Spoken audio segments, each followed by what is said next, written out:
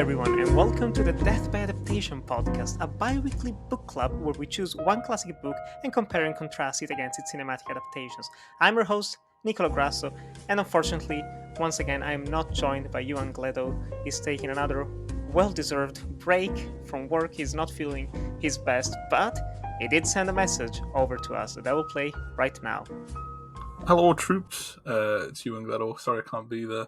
As it turns out, working 3/4 of a day for 6 days a week does tire you out a little bit. But just thought I'd drop a little voice note because he was talking about the disaster artist, and I had the not pleasure's not the right word, but I did interview Greg Sestero, and one of the big topics I hope you just kind of chat about there is the impact he's had after the disaster artist. Is this sort of his one-hit wonder, or is it something that he's actually going to turn into something, really sturdy for a career? Because it could go either way, really, couldn't it? He could end up as a Tommy Wiseau figure of legendary proportions. It all depends on that Big Shark film.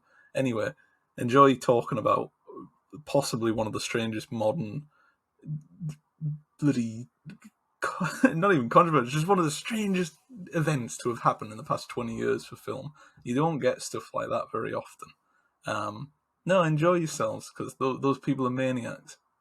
So yeah, as you heard from the audio, we have a small surprise, but basically Yuan managed to interview Greg Sestero himself, ask him a couple of questions of The Disaster Artist, that is the book that we're going to be talking about today. But before we continue, I want to introduce my guests of this episode, a lovely bunch. We have Maxance, Vincent, and Hilary White joining us. How are both of you doing? Oh, hi. Hi, Max. Fun fact, Greg Sestero was in Montreal yesterday, but I did not go to the screening of The Room. I went to see Jurassic World, and it was fucking terrible. Oh, I'm So it so wasn't sorry. worth it. That's what I keep hearing. My condolences. Yeah, Jurassic World Dominion. You should have gone to The Room. Did you manage to actually watch? Well, we'll get into those questions. I'll keep the questions for later. But yes, I'm sorry. Was he presenting his own movie? Because I know Greg Sestero made his He was own. presenting The Room and his own movie that he made. I don't remember what it was called, but he made a movie. Directorial feature. Haven't heard many good things about it, to be honest. But I mean, it did something at least. How about you, Hilary? How are you doing? I'm doing good. I have not had any screenings of The Room in my neck of the woods for a very long time, but if that did happen, I probably would go. Just it took time for me to develop a relationship with this movie, and I'm proud of the fact that it still draws audiences and it still plays everywhere. It still goes on tour. But I have missed that opportunity. But unfortunately, I mean, I was going to say, fortunately, I didn't end up at Jurassic Park Dominion. I'm really sorry, Max. Deepest condolences. I know. Yeah, I'll send you a fruit basket or something. Oh, I'm so excited that we're doing this episode because there's a lot to talk about in here, and it's gonna be a fun one. But before we continue, as usual, if you're listening to us on Spotify, on Apple, or on YouTube, consider following, subscribing, leaving 5 stars, a like, whatever rocks your boat. Thank you for following us. Thank you for listening to this episode. And now, without further ado, let's talk about The Disaster Artist. I was just saying, you've toured The Room for quite some time, and it's do you enjoy seeing the fan reaction to it, the sort of the midnight screening atmosphere? Yeah, I mean it's always similar, but at the same time unique everywhere. And I remember at the Tyneside, I last time I was there was 2019, and I was talking about making a new horror film. And I made the movie just as the pandemic was happening. I remember the Tyneside audience was so great. At the end of the film, they were said so much energy and so much fun. So I told them if I made the new movie, I would come back and show it. So here we are now 3 years later, and I'm coming back to the Tyneside to show the new movie, Miracle Valley, and also an anniversary screening of The Room, because they really did it right last time. There were so many spoons, and at the end of the movie, I thought it was kind of late when it finished, but they were all on there, standing up and cheering, and so many questions. So I'm really stoked to come back. I love Newcastle. Yeah, I was about to ask. So you spent a bit of time in Newcastle. Was there anything particular about the city that you enjoyed? So I like the architecture. I mean, I've been to a lot of UK cities, so they sometimes they start to blend, but Newcastle really had a an elegance to it. I loved the downtown. The river was beautiful. So I didn't get to spend much time. So hopefully I now have a couple more, maybe a day or another day or so to check out the city. Yeah. And you mentioned there Miracle Valley, which is you step behind the camera for that one, which is I'm looking forward to it personally. Did you take any lessons from Tommy Wiseau in his department? You know, he directed Best Friends with yourself, The Room, obviously, and Big Shark upcoming as well. Did he depart any wisdom onto you there? So with Best Friends, which we showed last time, I was at Tyneside. We showed volumes 1 and volume 2. So I wrote and produced those movies, which was a really fun experience. And then I thought for the next thing, it would be a fun challenge to try to do it all, especially because I was living in this property down in the middle of nowhere, and I was writing the script as I was traveling, so I could imagine where the scenes could take place. So almost like I directed it before writing it. So I figured, it's once in a while you get a chance to do that, and I figured, why not do it all? So I know, learning from The Room, you gotta collaborate, you gotta have people you trust. So that was one of the big things I learned. Making The Room is like you got to have good collaborators. Yeah. I'd just like to talk to you briefly about The Disaster Artist, the book. I read that a couple of years ago, and it really was fantastic. It reads at times like a bit of a horror story, and I just wanted to know, it's like, it, it it's do you enjoy working with Tommy Wiseau? You've worked with him quite a couple of times now, so there must be some enjoyment there.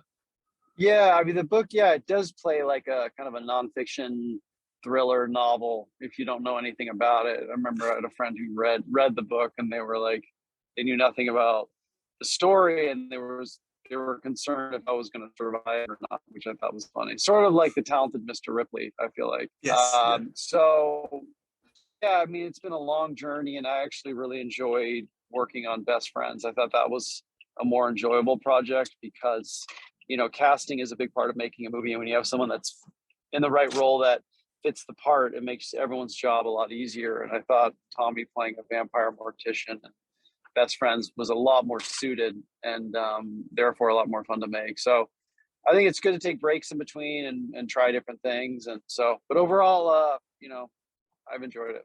Yeah, good. I mean, it seems like Miracle Valley is a bit of a different step. Have you enjoyed your time on that? Yeah, and it's cool to show audiences something new. I feel like they've supported The Room for so many years. It's always fun to surprise them and give them something fresh and, see what they think. And we've tested the movie with a bunch of different audiences, and they all get a kick out of it. There's a lot of participation with it, and it's a good, short, quick film. That's always good to hear. I just had one more question. What did you actually make of the Disaster Artist adaptation, the biopic? I really enjoyed it. I think the book's a lot darker, but I thought the adaptation was fun. It was refreshing, and it was a really good look into friendship and following your dreams for people that not necessarily love movies or Hollywood. I thought it was an accessible story, and I thought James and the team did a really good job. Yeah, absolutely. I mean, in the book, it's sort of, did you see your career going in that way, that sort of trajectory? It's not exactly the typical trajectory of an actor. It's quite a wild journey. Unorthodox and yeah. Something you could never prep for or think of. It's sort of uncharted. That would have been a good name for the book. Uncharted. But it's very different. You just adapt to it, and at the end of the day, you just keep focusing on making things that you're passionate about. Absolutely. The Disaster Artist, the book came out in 2013. It's a non-fiction story written by Greg Sestero and Tom Bissell, and it is about, on surface level, it is about the making of The Room, Tommy Wiseau's 2003 cult trash masterpiece. And before we talk about this book, I just want to know your history with The Room, because I think everyone has their own interesting way that they ended up hearing of this movie. They ended up watching it maybe once, twice, 5, 20, 30 times. I don't know. So I'm very, very curious. Hillary, why don't you go first? Share your history with this trashterpiece. The first time I heard about The Room, it was a news story, and I think it was a story coming out of New York, some sort of evening news thing, about people lining up around the block to see this movie, and no one knew what it was. And I guess that it got even more press because Alec Baldwin, who happened to be working in town, maybe I think it was during the 30 Rock days, Mm. um, ended up being interviewed as well because he just got curious and started talking to people online, like, "What is this movie? I've never heard of it," that kind of thing. And then hearing, of course, that it was bad really intrigued me because I've enjoyed quite a few bad movies in my day, but it took a long time for me to get a copy of it because, Mm. if you think about it, it came out in 2003, so the only way you could see it was probably buying it, and I wasn't going to buy DVD, yeah. something that I never seen. And when I finally did, I think it was wait a minute, I know it was 2011. I watched it with my sister and we were both so angry. I think that's like the what I've told people before because they've had similar things, like the first time you watch it, you're gonna hate it, and then the second time you Mm. watch it, it's gonna be hilarious. Um, my sister was particularly really upset that she saw Tommy Wiseau's ass. She was so angry about that, and she's not an angry person. She's very, very sweet, but she was just like, "I did not need to see that." And I think even if you bring it up now, she's like, she probably feels the same. I don't blame Um, her. no, no, it was just so shocking. It was like, oh, no one asked for this, but we're gonna get it. So that's the first time I saw it, and then I've seen it in different circumstances since.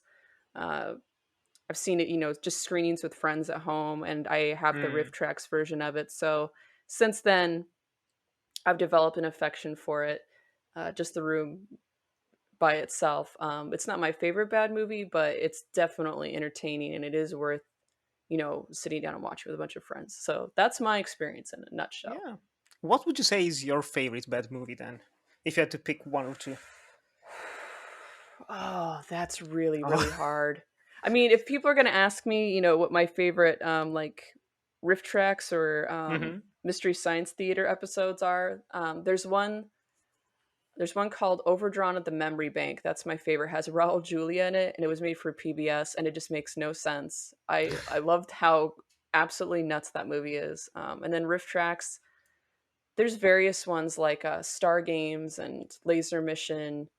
I could go on and on about ones I've watched repeatedly that they riff, where it's just like you watch them and you're just like, what? They're not like The Room, but they're just enjoyable God movies. But yeah, choosing a favorite, probably impossible. I'd have to really like put pencil to paper to figure that out mathematically.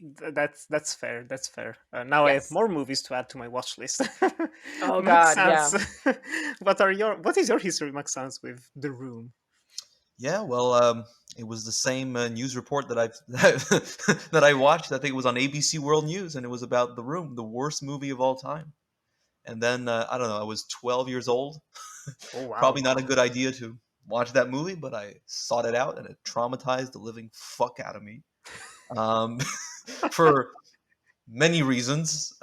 One involving it was actually the first time that I was exposed to any sex on film. At 12 years old, I saw that movie, and it was so weird. And Tommy Wiseau's accent, it was unlike anything I'd ever heard before, and it would haunt my fucking dreams. Like I would go to sleep and I would hear Tommy Wiseau's "Oh hi," this terrible accent. And then, of course, the terrible shot of Tommy Wiseau's ass. It was just a terrible, terrible, terrible movie. But eventually, I grew very fond of it. Um, I I own the Blu-ray. Hey, there it is. It's That lovely cover. it's an, That's I mean, this will give creepy as hell. young kids nightmares. He's like this Jeez. terrible Photoshop. It's yeah, I own the Blu-ray of The Room. It's an immaculate film, and one of my films that I made in college was about The Room. Oh, Um, nice. yeah, it was a documentary on The Room because we had to make a documentary, and I said, why don't we just make a documentary on The Room, and we did that, and yeah, and then I read The Disaster Artist, and then I saw the movie in theaters, and it was amazing. So yeah, no, it's I've had quite a journey with this movie, but Yeah, it was a lot of fun. I can tell. I can tell. Lovely. The way that I discovered The Room was through one of my Bible like foundation books, which is the 101 Cult Movies by Scheider. Mm. That book, I got it when I was 12 years old, 12 or 13. And it has so many of my favorite movies in it. And I still haven't watched all 101, but over the years, so many of those films have become my favorites. You have like Pink Flamingos, you have Blue Velvet. And one of those was The Room, and it looked very weird. I don't know what it was. And then when I entered the internet space, let's say circa 2012, 2013, that's when you had the memes starting to pop up. You had the clip compilations on YouTube, and I decided to watch it.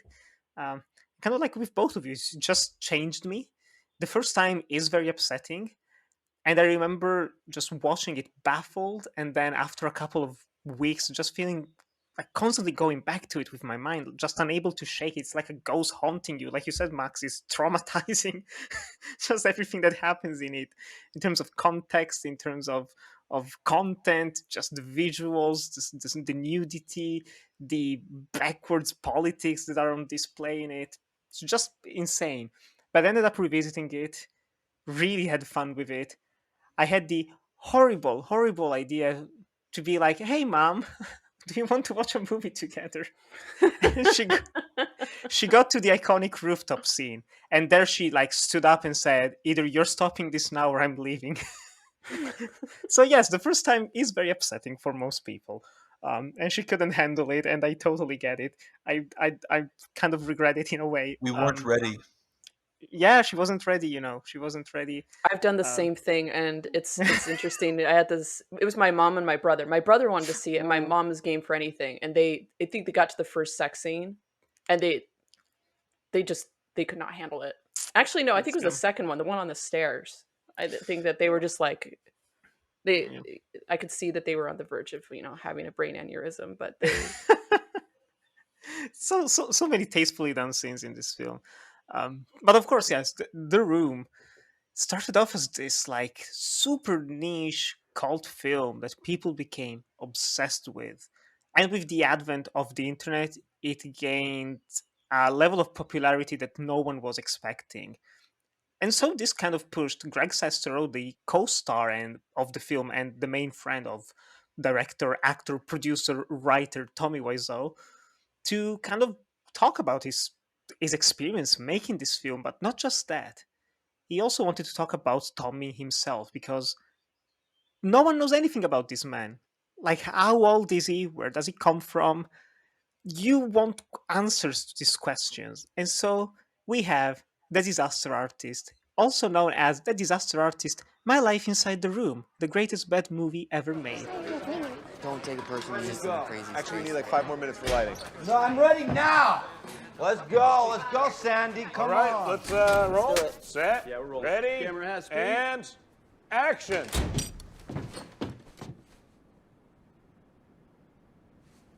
What line? What line?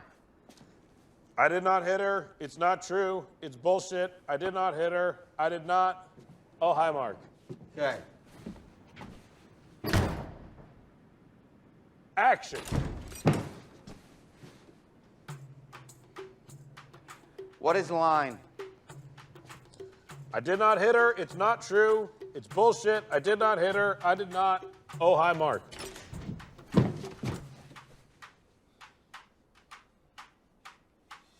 Scene 112, take 13, mark it, action. I did not hit her. Okay. Line. I did not hit her. It's not true. It's bullshit. I did not hit her. I did not. Oh, hi, Mark. Take 17, action. I hit her. No. Do you want to change the line? Script is script. Script says same. You're doing great, man. We'll get there. Action. Action. Action. You have to Action. say it loud. I can't hear it in here.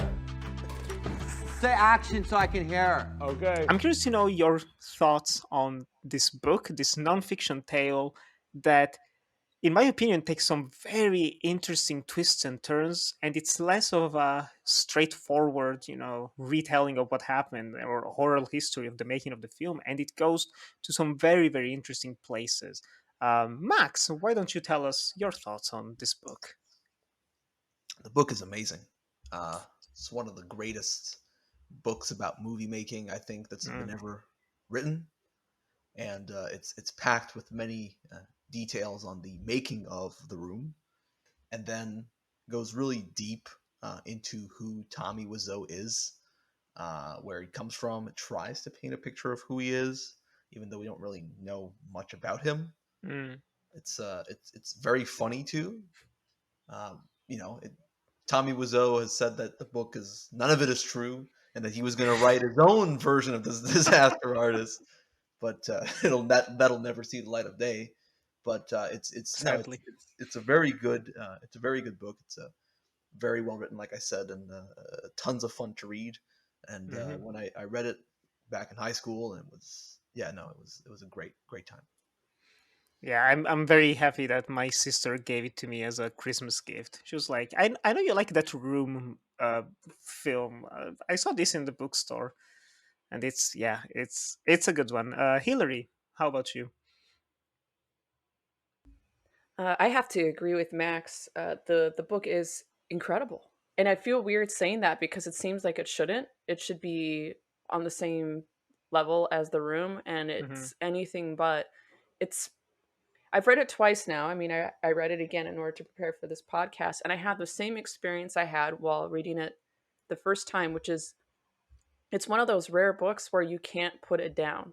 Hmm. And for me, that's a very rare experience. Not to say I don't like to read or something, but there's something particular about this book where you just can't put it down, and it just sucks you in. And I ended up reading it in a very short period of time, just like the first time I read it, because it's incredibly compelling, and there's so much in there. Like Max said, not only about the production, but also who Tommy is, and then of course I think the the core of the story is this friendship Hmm. between him and Sestero, which is very, very complicated and at times very dark and abusive, but also, they have a tendency to bring out the best slash worst in each other.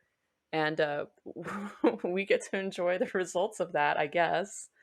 Um, but yeah, overall, it's one of those books where I can't really say anything bad about it. It's simply fantastic, and it seems ironic that it's something related to The Room, because The Room you can pick apart all the stuff where it just doesn't make any sense, and then The Disaster Artist is almost like the other side of the coin.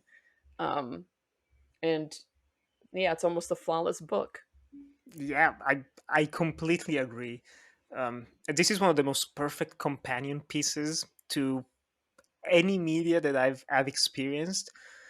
Reading this book and then going back to watching The Room just makes it not completely different experience. But what I what I really liked about this book when I picked it up, which when I got it, which was at the end of 2017, right when the movie was coming out, so I wanted to like read it before going to watch the movie. Um, Reading this book inspired me. It's one of the many things that inspired me to actually go out and be like, I'm gonna try and make short films. Damn it, let's try and make something out of it, because it's not even just the more general. If Tommy Wiseau can make it, then everyone else can make it, which is still an inspiring message in its own way. But it's just the fact that there was heart and passion behind the making of this, and there were blood, sweat, and tears spilled by everyone in this film. And Tommy Wiseau, especially to the way that is made portrayed in the movie that we'll get to, but he is a complicated man, and he is also a dark, dark character. And that's something that fascinated me reading up and listening to some interviews with Greg Sestero talking about this book and the making of The Room, is that the way that he wanted to kind of tell this story, which is told non-linearly, where he keeps cutting back and forth between the actual making of the film and the whole backstory of how he met Tommy, like an acting class, and they spent time together and all of that, and they developed their own friendship. It's fascinating that he draws many parallels with the talented Mr. Ripley, this tale of obsession, pseudo homoerotic tension between the two of them. It's bizarre. How do you feel about this, the back and forth between Tommy and Greg, and the way Tommy becomes, is shown to be very abusive. He starts almost like gaslighting Greg Sestero and guilt tripping him to do certain things. Did that change? Did that change your vision of Tommy in a way? Who wants to go first? I will say that Tommy Wiseau is a very he made The Room out of pure passion of filmmaking. It's a very earnest effort, even if it sucks. The entire thing is absolutely fucking terrible. But he's very passionate about what he does. He thinks he is this incredible big shot filmmaker making this real Hollywood movie, but it's all terrible. He has no idea what he's doing, and he will go so far to manipulate everyone around him to stay with him. But he at his core, he's a very just passionate person that just wants to make a movie and propulse himself to stardom in Hollywood, but things aren't really going his way. And so it's kind of fascinating. It's kind of fascinating to see. Yeah, he thinks he's the new Tennessee Williams. Yeah, Tennessee Williams, Marlon Brando, and all that. He's James Dean. of course. James Dean. Yeah, no, he's this incredible talent that will be discovered, and The Room will become a cinema classic. It did, but not the way that he'd hoped. So yes, which is even interesting, seeing that he completely changed his mind over the years. Yeah. Where at first he got really upset that people were not taking his movie seriously, and it's like, this is a serious drama. Borderline auto. It's like a twisted, distorted version of how he sees reality. But in the end, it's a real American movie. It's a real American vision. It presents real America. It's like, this is it. If you go to America, it's The Room. Very believable. But yeah, Hillary, sorry. Oh no, yeah, don't worry about it. I've just been kind of sneaker pondering that question, and the thing that surprised me that I'm realizing now is that hearing about how he was through Greg Sestero's experiences didn't surprise me at all. I think that's what I kind of expected, as far as him being difficult, because you'd have to be at a certain level of self-confidence in order to make something this inept. And having seen a lot of bad films, like I mentioned before, there is a certain subgenre of the director, writer, producer, star, where they make something and they're in it and it's just absolutely confounding. And Tommy Wiseau is kind of the apex of, or at least the most popular example of someone who did that. And I'd say a few years ago, I mean, I don't know if the mythos around the movie has changed so much, but there's sometimes where I've really upset people, because when I talk about The Room, like you said, there is something incredibly earnest about it, even though he knew absolutely nothing about filmmaking whatsoever. Anyone who has a film background or has worked in production, reading the Disaster Artist, it's just awful. Everything he does, everything he possibly can to make things harder, or go about making decisions that just don't make any sense. But I would argue with people. I'd say The Room, in some ways, it's you can make fun of it as much as you want, but it's just I was that was that man's soul, and people are just oh, give me a fucking break, that's bullshit. I'm no, I was that is that man's soul. That is the core of him. That is his story. I mean, I immediately saw the Tennessee Williams or the melodramas of the 50s in there, because I'm a film nerd. I knew what he was trying to do, and it just became incredibly, distorted through his lens of reality, But there's something very truthful about it. It's just the truthfulness of it is really, really unintentionally funny. Yeah. And also what really works for me is that we're all experiencing this from Greg's point of view, and he's so self-aware, which I thoroughly appreciated. Because if we saw this, if it was written by Tommy, like the Tommy version of this movie, Mm. he would be the hero. He would be, doing everything great. No one understood his genius. But it's so beautiful in its own way to see Greg, maybe even naive, I don't know, but just Greg standing by his friend and being like, you know what, this isn't really working. Everyone is aware this is going to be horrible the longer the shoot goes on. But I also made a commitment here and is a bit torn between, like, should I stay or should I go in general. And there are a lot of these doubts from him, but also from Tommy. They make it even more human. um, and they make some of the massive shortcomings of the film even more impressive, in a way of just kind of like, they still made it. They still went out and made this film, despite some questionable behavior, having a terrible relationship with cinematographers and Oh other God, yeah. assistants on the set, creating these massive sets that were super expensive, actually buying the equipment, shooting film and digital at the same time, in an age where, like, 2002, when they shot this, it was unheard of and just kind of pointless. I think like the Star Wars prequels were coming out that were shot entirely on digital, so it was still in its infancy. It was like, I'm doing it all. I'm doing it all. I don't know what I'm doing. I'm just throwing money everywhere, money that God knows where it came from. Yeah, what a guy! What a production! I mean, I think it's worth bringing up that the age difference between the two of them is very mm, intriguing because uh, I think that when they met, Greg was 19, yeah. and I'm assuming, we don't know how old Tommy Wiseau is, but in my mind, it's like he's 20 years older, and I Maybe did like, more. yeah, Maybe maybe more.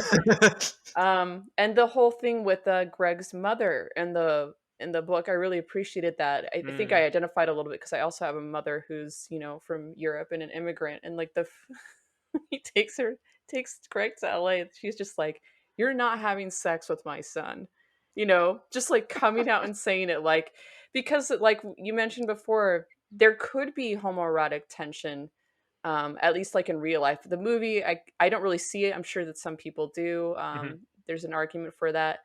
But I've even reading the book the second time, I almost wonder whether, because Tommy keeps bringing up in his background stories of men propositioning him when he was really poor. And I wonder if that's how he got his money. Like, did he end up just Mm. getting, like, he ended up inheriting something from somebody that he, had to rely on during a desperate time in his life? I mean, I absolutely don't know. I don't think I have any evidence for that, but it did make me wonder about that because that story kept coming up over and over again, and then him You're reaffirming over right. and over again, like, no, I'm straight. Let's go get girls, have a good time, huh? That kind of thing. Um, so I do wonder if Tommy, in a weird way, was acting out that weird relationship or weird relationships he had with men back in the day with Greg, except there was no sex in it. It was just like, I'm in control and you're not. And, I mean, I don't know. I guess you guys would have to dig into it more than me. Yeah, it definitely has a. Uh, he really likes to be in control of everything to a fault. He never comes across, reading even his own relationship with Greg, he never comes across like he 100% trusts him. He's always, I don't know, even like maybe ready to bail. Who knows what experiences he's had in the past where he has had to run away from something that was going to be potentially dangerous. Um, and I find it very interesting that Greg paints a picture. I think you mentioned it earlier a bit, Maxance, but just he paints a picture of a potential backstory to Tommy Yeah. that's very believable. Like, it fits. Like, you're reading it and it fits. It's like, well, if this was the truth, I wouldn't bat an eye. And it actually makes him even much more of a tragic figure, where it doesn't justify some of his stalkery, uh, even abusive, dare I say, behavior he presents throughout the story. Um, but still, he has different sides to him. Some are lighter, and some of them are darker. Um, what I found most troubling, especially after after the Me Too era, which was interesting reading the book in 2017, which is right when all of that was happening, um, but the way that he treated the lead actress, I don't even remember her name. I feel so bad right now. The one who plays Lise, Oh my god, I don't Juliette remember. Danielle. Juliette Danielle, there she is. Um, I feel so bad for her. Where she, like, honestly, she was a trooper for going through with this film and kind of like, it's fine, everyone. Let's shoot the sex scene, even if it's an open set, even though it's very awkward, like very very awkward. It's I bless her. I'll just say that, bless her. um, I don't know. Is there any story from this book related to the making of the Disaster Artist that stood out to you, Max? You mean like in the book? Yeah, yeah, in the book. when he when they talked about making the rooftop scene, that he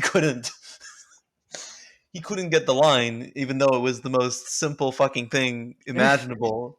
um, I mean, it's kind of embarrassing that they spent I don't know, I don't remember how many takes getting that particular line. Yeah, But it was. it was worth it in the end because it's iconic. It's properly iconic. It's iconic, but the line makes no sense. I did It's not hit her. It's not true. It's bullshit. I did not hit her. I did not. Oh, oh, I'm. hi, Mark. This Mark. Or Everyone's always on this rooftop for some or reason. or when Greg talks about the scene in which Mark tells Johnny this really terrible story about this woman got beat up, and then he's like, "What a story, Mark!" And he keeps laughing, even though it's not funny, and everybody's telling him to stop laughing. He just laughs all the time. It's so weird. Uh, It's so it is weird. like, what's he thinking? Is he actually? I don't know. Does he genuinely think that it's a funny story? Does he just not know how to react to it? Um, and what I like about this book is that you never get an answer. That's like you understand Tommy a bit better, but Yeah, you never fully get an answer to who he is. But yeah, you what a don't. guy. You don't. Um, how about you, Hillary? Is there any like anecdote from the making of The Room in this book that stood out to you that has just lingered in your mind? I- I remember from the first time reading it, about the crew turnover, and even Mm, until last night, I thought like, oh yeah, I think that there was like 3 different cinematographers, and then I was reading, and I think it was 4. yep. I'm sure that like a hardcore roomie would probably correct me on that, whether I'm right or wrong. But I think it's just the amount of um, just like him being late all the time, 3 hours late every day, and how he's spying on everybody. Mm, I think the revelation that he's spying on everybody isn't altogether that surprising, but also just incredibly, just like a waste of time and extraordinarily creepy. yeah. And then, of course, like how Juliet was treated on set, Mm, and how she took it incredibly well, considering how the material she was given. And I know that in the book they said that like it was near the end of production they did the sex scene, and Greg talks about like how several of the the crew members like were restraining themselves from like interfering and like starting to mm. yell or like pull him off of her.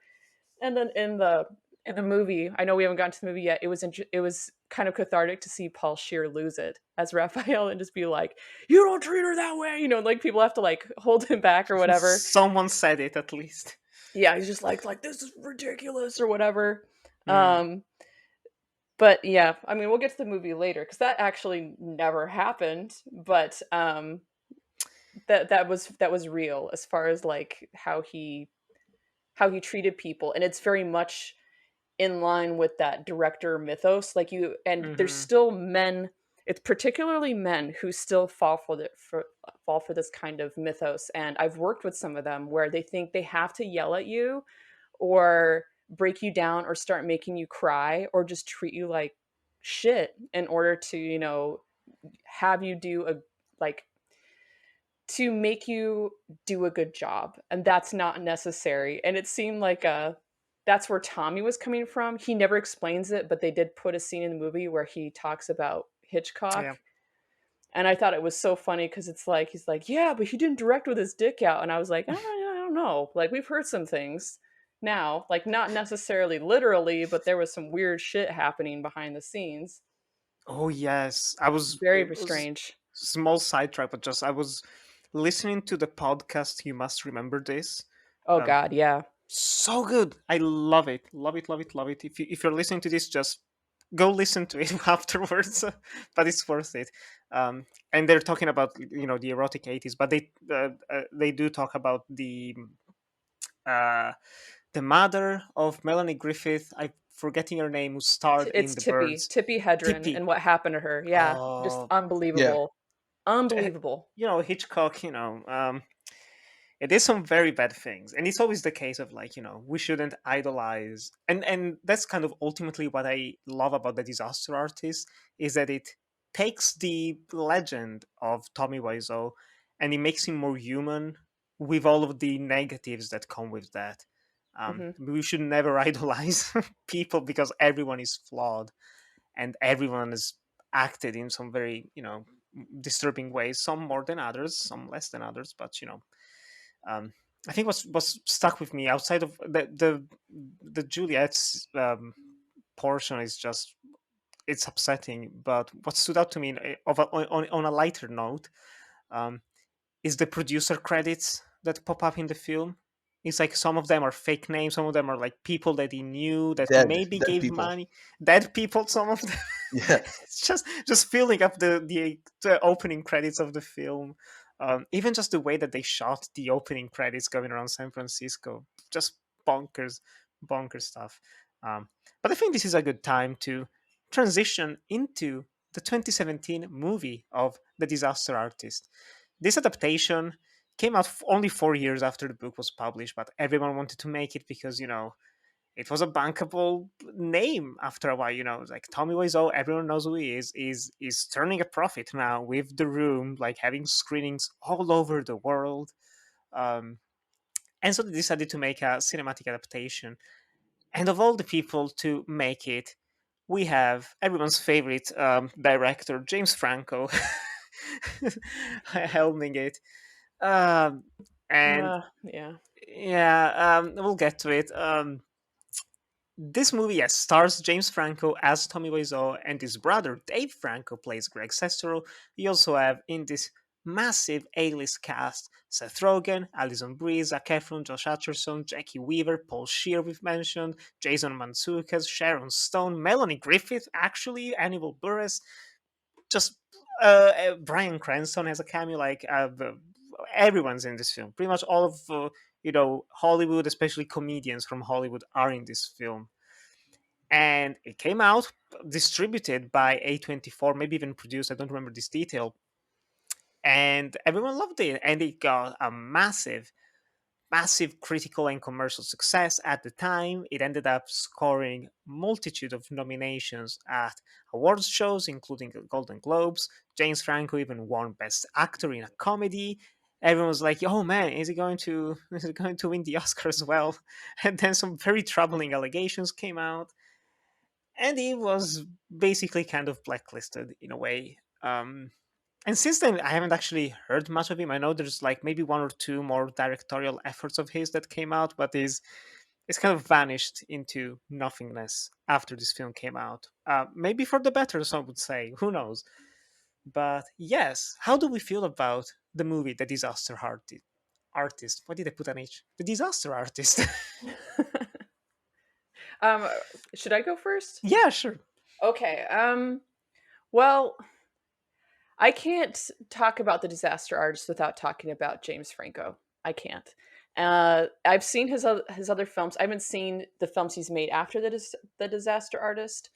I'd say that the Disaster Artist is his most accessible film and probably his most successful or enjoyable one, because his other ones are very I don't know how to put it. I don't think they're necessarily bad, but they're like trash. I don't want to say that they're trash, but they're very experimental. They push at things as far as like form. They cast people like Danny McBride in like serious roles, obviously putting people out of their depth, things like that people hate. They hated his movies. Every single time he put one out, people would be like, "Oh my god," just um there was a joke that you guys are familiar with, Between Two Ferns. Mm-hmm. When Yeah. Zach Galifianakis interviewed him, my favorite joke, he said, it's like, which art project of yours has made people roll their eyes the hardest? And I thought that really sums up how people feel about his work. But I didn't want to see the Disaster Artist. I think the reason why I ended up seeing it was because of how I felt about the book. It's strange that Franco was associated with it, because I had strong feelings about him ever since the first allegations about him came out, about him, creeping on, teenagers online and trying to get them to meet with him in his hotel room and stuff like that. And it was during a time pre-Me Too where I bring that up and people would be like, shut up, we don't want to hear it, or like, it's not a big deal or whatever. And I'd be like, no, that's creepy. It's creepy that a guy in his late 30s is trying to get like teenagers to come to his hotel room to do who knows what to them, and then and just get away with it. And everyone kind of gave him a free pass with that one. It was really disgusting For some and gross. reason. I know, like Like he of was all on the people to defend.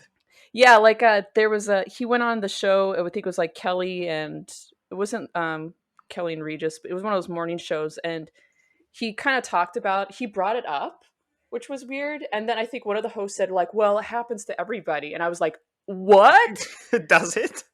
Does it happen to everyone? I don't know. I'm an adult and I've never texted a teenager to come meet me somewhere for, nefarious reasons. It's really easy to not do that.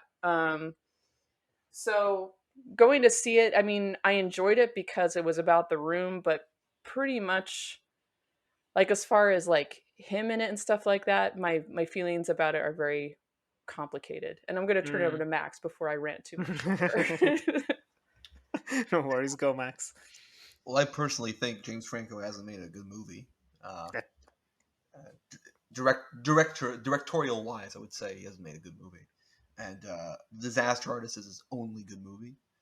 And it is the only movie that I genuinely love because it is very funny.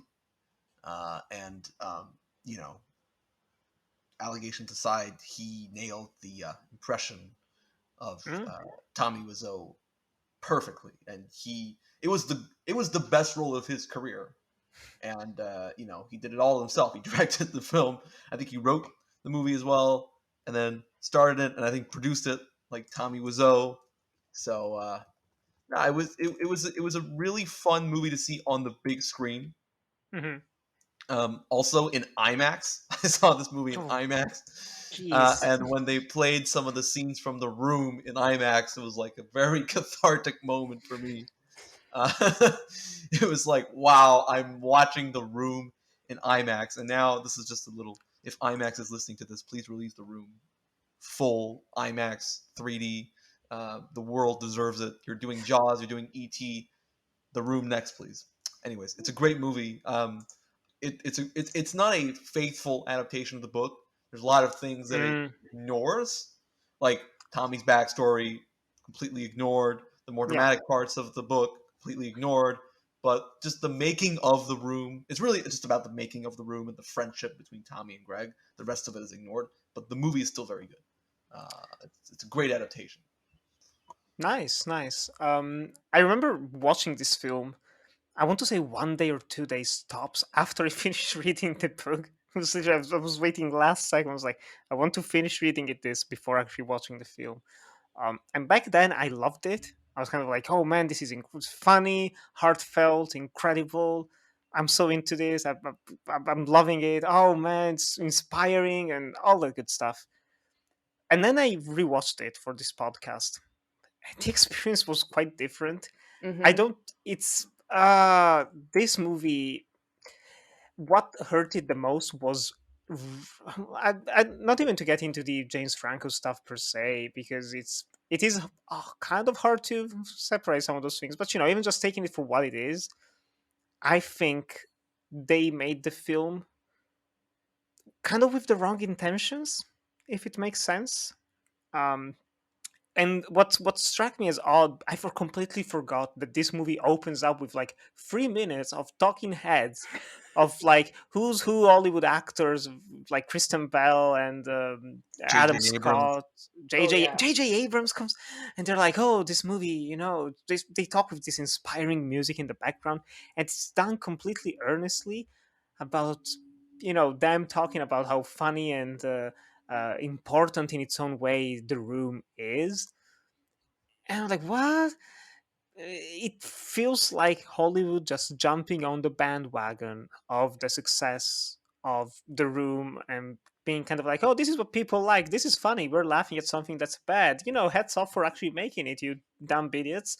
But still horrible. And it felt weird. And then I was even looking up interviews with James Franco talking about like why he wanted to make the film, and for him it was all about the Hollywood side of things. It's the making of a movie. It's doing the best that you can in the face of adversities. And I think in his own egotistical ways, he sees himself as Tommy, where he almost kind of wishes he had achieved the success that Tommy has with one of his own uh, feature films as a director. And so it ends up being, for me at least, this overly simplified version of the book, which is still fairly fun. Like, it's fun to see all of those, even though it's a bit, whatever, but it's still fun to see famous people playing real life, like cast and crew members of the production. And you go like, oh, Seth Rogen is the script advisor, or yeah, you have Paul Scheer as the cinematographer, I think, the DP. Whatever, Hannibal Buress is one of, and Jason Mantzoukas are selling the equipment and renting the studio.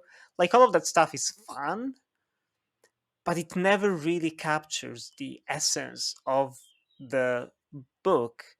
And this is something that I want to ask you to actually, because um, Tommy Wiseau, we've mentioned, he didn't really like the book. I think he said something like he only 40% of it is true or whatever.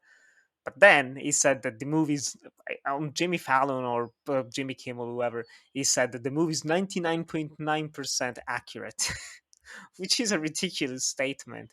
But I think it boils down to it's a positive portrayal. He's the hero in here. It's Mhm. never really dark. It's never really condemning him outside of one or two scenes, because you cannot really avoid them. You cannot avoid the way he treated Juliet. You cannot avoid some of the coming late to the film set, or having someone documenting everything to the point of just literally spying on people. But it comes off more as quirky. It is played as a borderline straight comedy in here. How do you feel about the tone of the film compared to the book and the portrayal of Tommy? Yeah, the floor is yours. I mean, what I can say is that I mean, I'm looking at my notes here that I took last night when I watched this. Is that it's exactly what you said. It's about making Tommy more likable, and it is a sanitized Mm, version of what happened, which in some ways is really troubling, because what makes the book so fascinating is what's making Tommy operate, or what is making him behave the way that he is. Like, why is he so paranoid? Why is he so controlling? Why is he so wealthy? Why is he so fixated on this dream? There's just so much going on, and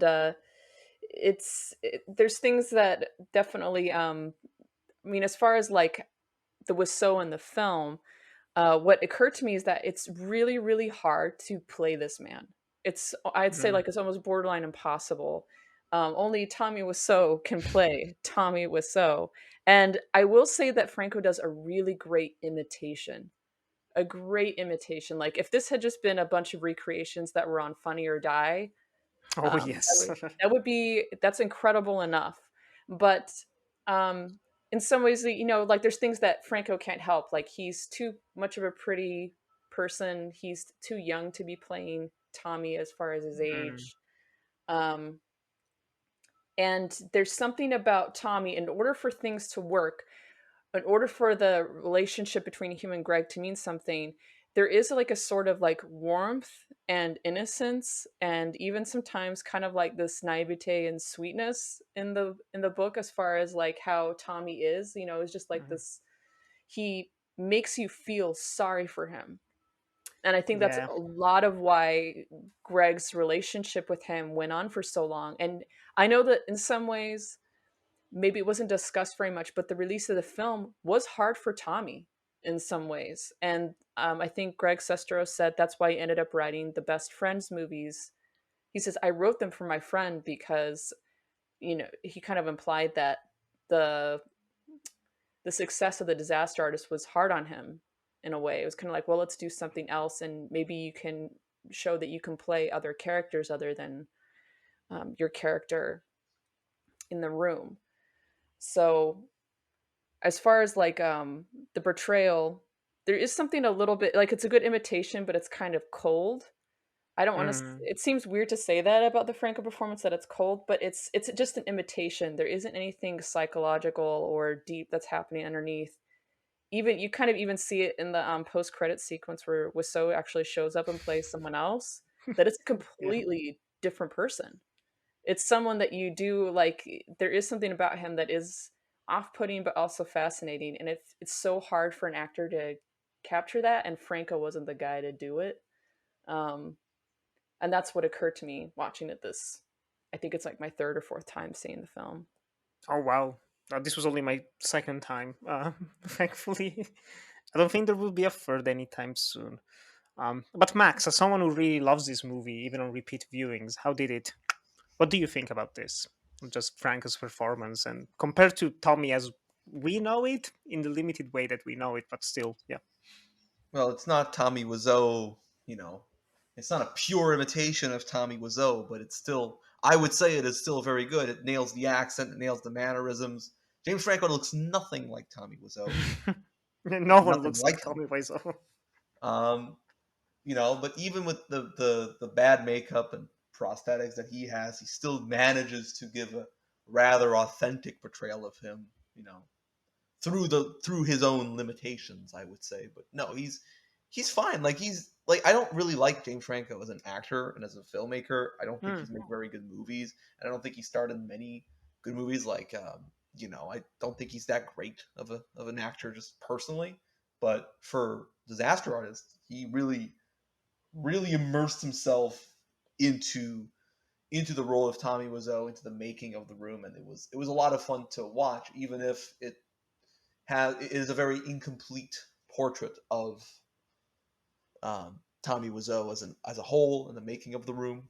It's still a good time at the movies. Like if you go to the Mhm. movie theater with a crowd full of people that love the room, which is how I saw it in IMAX opening day, it's awesome.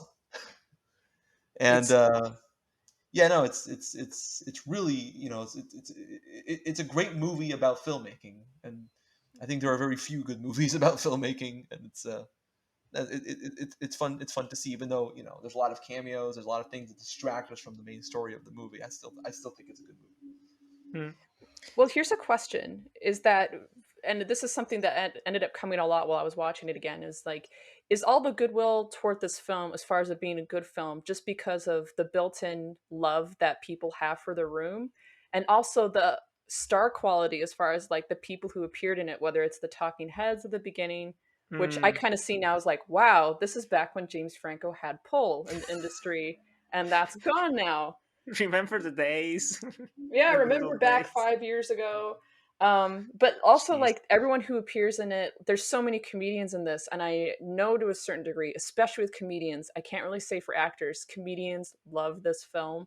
And I have to say the casting for this, like even little things like Nathan Fielder as Peter, or Yes. that's so perfectly cast. Even Seth Rogen as Sandy, which Hmm. you know is like, he was cast because he's a friend of Franco's and they've appeared in a lot of things together. He looks like Sandy. he and the guy that's portrayed in the book is that kind of person who is a reality check, who's just like about to lose it all the time, and he actually did a pretty um good job of it, you know. And I mean, there's other people who pop up like Bob Odenkirk, Mhm. Judd Apatow, Jared Oh yeah. Carmichael, long before, I mean, he's just starting to become a household name. There's a lot of people crammed into this, and I wonder if it's not, it seems, compared to James Franco's other output, that a lot of people wanted to be involved with this out of the love they had for the movie, maybe not necessarily the project itself. So that's my question. Do you guys think it's one or the other, or is it just a coincidence? Oh, I can definitely see that. Yeah. Um. I think a lot of people love the movie mm, and love the fact that there was a movie being made on the movie, which was never going to happen again. You know, they made a movie on the making of The Room. It's going to bring The Room even more into the mainstream because it was like a cult hit. Like, if you haven't heard of The Room, like before The Disaster Artist, if you hadn't heard of The Room, you know, you didn't know what it was, you probably may have gone through your life without having seen The Room. Like, I had to drag some of my friends, like, you have to watch The Room, you have to watch The Room. Like, they haven't heard of The Room. It's like right now, there's this incredible film that's on Netflix. It's called RRR. If you haven't seen it, you mm. should. It's just incredible. But, like, I went to see that movie in a theater with, like, 5 people, and then I talk to everybody I know, like, you have to see this movie, you have to see this movie, you have to see this movie. Same thing with The Room, like, it's the word of mouth, but like this movie was going to bring, you know, a cult sort of obscure hit that was playing in theaters, you know, every month or so into the mainstream and get more people into actually watching The Room. Like, they would watch Disaster Artist and they would probably seek out The Room just to see how bad it was. At least I know some of my friends watched Disaster Artist and then went to watch The Room for the first time. Mm. You know, with context. And Hmm. yeah, Do you think that the way that the disaster artist made the room mainstream, basically, like even more so that than before the movie came out, do you do you almost see that as a, I don't want to say a negative because this sounds very gatekeepy. I want to avoid that. If I want to phrase this correctly, but just it felt more special, if it makes sense. Like beforehand, you know, the fact that no one really knows about this film, and if you find someone who does, it's kind of like, oh my god, you know the room, and it's a good way to bond with someone. It's like a secret handshake kind of thing. But now, and I think it actually kind of ties with what you said, Hillary, which I didn't actually know about Tommy. You know, like not being the biggest fan of this film being successful, as successful as it was. Um, I I I think yeah, he did the publicity, he went on talk shows, but it never really seemed like people took him seriously. Hmm. And it's almost like an arc or a parable, which just kind of like, you know, started out where no one's taking my movie seriously, blah blah blah. Then you reach the apex where final it was actually meant to be a comedy. People come watch my movie, throw spoons at the screen, and all that good stuff. But then now, yes, he probably got tired of that too, which is like fair play, man. Like after 15 years promoting the same movie, going to the same screenings, and still not being taken seriously, I don't know. I think it changed him in some way. Um, and I even remember the Golden Globe debacle. I Oh don't know if you yeah, remember. I do. James, how do you think he? Well, do you think James Franco did the right thing not putting Tommy on mic? no, we should have let him speak. God damn it! Mm, It was his moment. Because then after that, well, all the allegations came out, and then he wasn't even invited to the Oscars. Tommy Wiseau because of this. yeah. So like Yeah. that was his time to shine. You know. It's, you know, it's a tough one for me because having read the book, I also know that he's a big enough of an egomaniac that he might have gotten up to the microphone and taken up the whole time for the speech. So it's a tough one. And it's basically, it does really hinge on your like how much you like or tolerate James Franco. Because I mean, it's basically two egomaniacs on the stage, but they're just two different egomaniacs. One is more Um, power than the other in that context. Oh, definitely. And it was interesting that afterwards they asked him what he was going to say, and it was, you know, just, you know, if people loved each other, the world would be a better place. which is rather harmless. But I guess Franco We didn't know didn't that. know at the time. Yeah, I think that's the thing that kind of made me sad watching that scene play out in real time. It was kind of like, again, James Franco didn't trust him in a way. I don't think he would have said anything particularly outrageous, because he never really has in his own way. Even if you see, I haven't been able to go to one of his Q&As. I came this close. I was supposed to go at the end of March 2020. Yeah, And we know what happened then. We had yeah. tickets and everything Yikes. for the Prince Charles in London. Yeah. But I have friends who've been to those. I don't know if I haven't actually asked if any of you two managed to go to one of the live screenings with Tommy, or I no? haven't, but I have friends who have, and they've Mm. like one friend told me, he's like, "Oh my god, he was like 3 hours late," and I was like, "Let me tell you, that's completely normal." He's like, "Oh, I get it." It's in character. Um, but yeah, like it was like a midnight showing, or it was a late night showing, and he didn't show up for several hours before the movie started, and everyone was like, "We're like tired and cranky," but it was worth it. Yeah. They've been positive experiences. I haven't heard any stories about him going up there and like rambling or saying weird shit. But It's maybe it the has opposite, happened. I don't know. actually. From I know three different people who saw it in three different times, in even like years, but they told me that basically he always acts kind of the same way, where he's almost like detached and disinterested from the movie. He's there primarily as a businessman, and he does the Q&A where if he doesn't like the question that you asked, he's just gonna be like, "I don't want to talk about it. Next."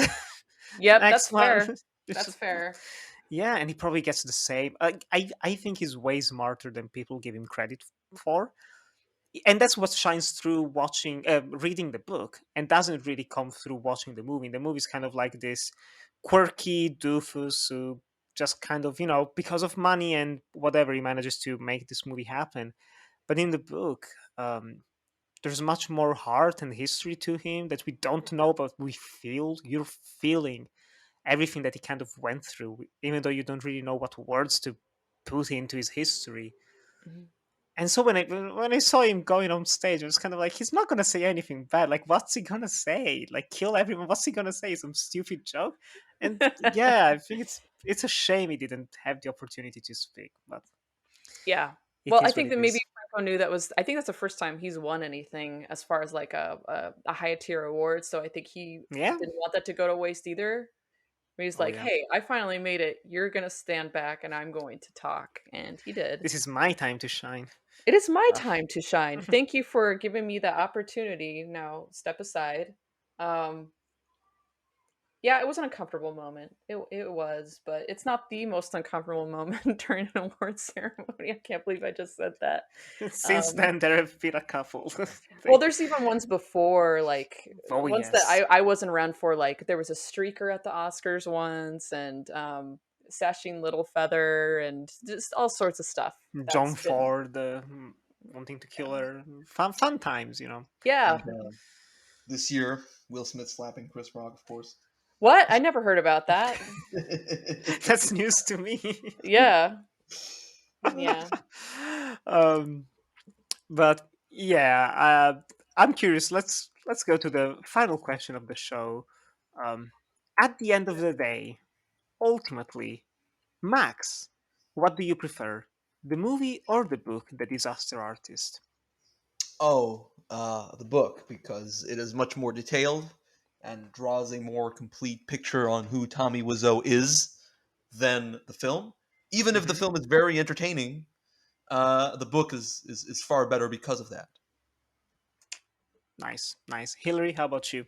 What I do you have prefer? I have to agree. Yeah, the book is miles and miles ahead of the film in almost every way. So I would say, sit down, read a book.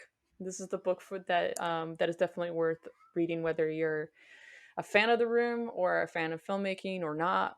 It's definitely worth sitting down and cracking open because it's a roller coaster ride. Oh yeah, I. This is an echo chamber. I completely agree. Easily the book this time around. Um, for everything that you both said right now and before, but just I think you said it maybe Hillary in the beginning, but just it's such an easy read. And I remember reading. This is one of the first books that I read and enjoyed in a short amount of time back in 2017. I had a kind of a lull. I think we all have those years, where you're just kind of not feeling the desire or need to read something, especially when we were younger. And that's what I was going through. I was kind of like, 19. I was like reading. I don't really care to do it. I've done it for high school. I'm done with that now. Um, but this book kind of rekindled that passion. Like, it was so entertaining, so well written. Even we haven't really touched on that, but it's just very well written and very engaging in terms of structure, in terms of syntax. The way it's almost like it has this bird's eye view of events sometimes, where it's more objective than subjective. Just brilliant book, absolutely. Like, if you got this far and you haven't read the book, what are you doing? Go out and buy it. I've heard excerpts from the audiobook. I don't know if any of you have heard it, No, but I it's was Greg reading about that Sestero. yesterday. Yeah, it's Greg Hey. Sestero imitating Tommy, which I've heard is really, really good. So Go on YouTube. There's I might actually use that as a clip in the opening. I don't know, but there's some, like, he does a good imitation. It really makes it really nails the voice. But that's the least you'd expect when you have been friends with someone for like 15 years. But yes, this is it for this episode of the Death by Adaptation podcast. Let's go around the table. Where can our listeners find you guys? Hillary, you go first. I think the easiest way to find me would be on Letterboxd. I am under the name Laudanum at 33. If you go there, there is a campsite link you can click on that links to just about everything else. That's where I would start. Lovely. Maxance, how about you? Well, you can find me on Twitter at Max from Quebec where I just rave about RRR 95% of the time. Watch this movie. I also got a link tree on my Twitter Hey, where you'll nice. find all of my reviews, all of my interviews, podcast appearances. Recently, I interviewed a bunch of people on Moon Knight, including May Kalamaui. So if you want to check these interviews out, it's on my link tree on my Twitter account. Easiest way you can find me. Watch RRR if you haven't. Thank you very much. I can indeed confirm, like, the passion that Max has in promoting RRR. Like, I honestly, the only reason I haven't seen it yet is because I don't have the time for a 3-hour movie. But I want It's to, I have to find like this time slot to watch it, because your passion, like, you've gone properly viral with your kids promoting it. This movie's incredible. You have to check it out. Anyways. Well, I'm so you excited. you need that guy. You need that guy who finds stuff. Sometimes I've been that guy where it's like I find something and I'm like, this is so weird. All of you need to see this. Like, especially my male friends, like way back when Twilight came out, I went to my guy friends and I'm like, you guys need to see this. And they're like, are you kidding me? I'm like, no, you need to see this. And it was like a room moment. We took up a whole row and we're just laughing through the entire Yes. film. So yeah, you do need that word of mouth for something that particular. And I will look up RRR for sure. It looks like was it made in India? Yes, it's S.S. Rajamouli's latest movie. It is amazing. It's on Netflix in Hindi, but that's dubbed. But it doesn't matter. As long as you watch it, you will have a great time. Well, it also goes without saying, I do want to bring this up as some trivia. The people who ended up making the room go viral, it was just a few people ended up going in and seeing it during its first run. Yeah. One of the guys is affiliated with 5 Second Films, and he ended up making the movie Dude Bro Party Massacre 3, and Greg Sestero is in it. And that is an amazing film to watch. So if you want to watch RRR and Dude Bro Massacre 3 back to back with Greg Sestero, do it. You will not regret it. I've seen neither. I've heard of Dude Bro Party Massacre. I have to watch it. There's so many movies. There's always something to watch. There's always something to read. But that's part of the fun of life. Yeah, we are blessed with art of every kind. Well, art. We're saying that with quotes sometimes. Well, those things are art in their own right.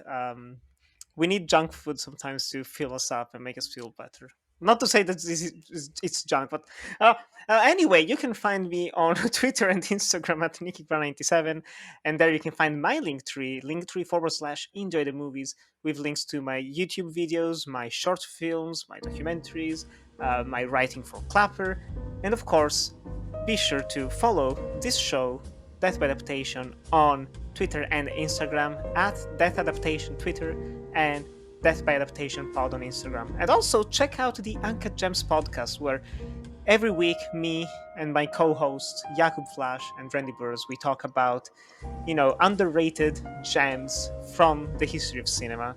So definitely check that out as well. Thank you for listening. We look forward to having you in 2 weeks' time, where we'll be talking about another non-fiction book and actually a documentary. We will be talking about Roger Ebert's Life Itself. So stay tuned for that one, and we hope to see you soon. Bye bye.